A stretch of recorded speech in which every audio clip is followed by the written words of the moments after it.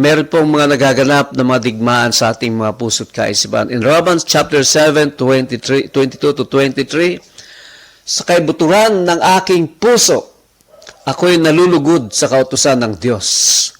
Ngunit may ibang kapangyarihan sa mga bahagi ng aking katawan na salungat sa tuntunin ng aking isip. Binibihag ako ng kapangyarihang ito sa kasalanang naninirahan sa aking katawan. Si Apostol San Pablo man, mga kapatid, sabi niya, no?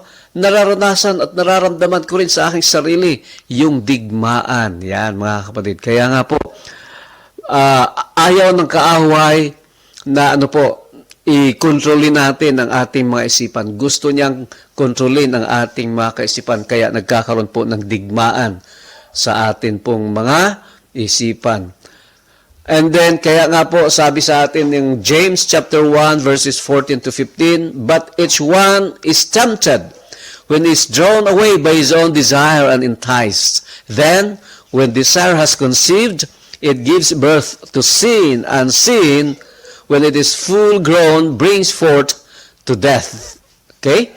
So, kaya nga po, mga kapatid, ay lahat tayo, no, ay nakakaranas ng matukso o tinutukso, no, at tayo po ay nalalayo sa Panginoon sa pamamagitan po ng ating mga pagnanais o pagnanasa. Tandaan po natin, mga kapatid, no, ang kasalanan o ang tukso, mga kapatid, o ang pagkahulog sa kasalanan ay hindi po nagpapasimula sa labas.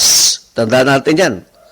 Hindi po nanggagaling sa kanino man, no? Kundi nagpapasimula sa ating sarili. Our own personal desires.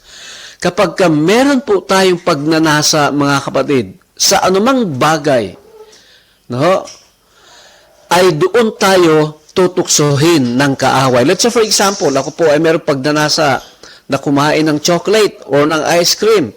Tutuksohin ako ng kaaway niyan. Di ba? Tama ba, Ma'am Joy? Kung ako po ay mayroong pagnanasa or tawag dito, pagnanais na kumain, mga kapatid, ng anumang mga pagkain na hindi naman makakapagbigay kalusugan sa akin, doon at doon tayo tutuksohin ng kaaway.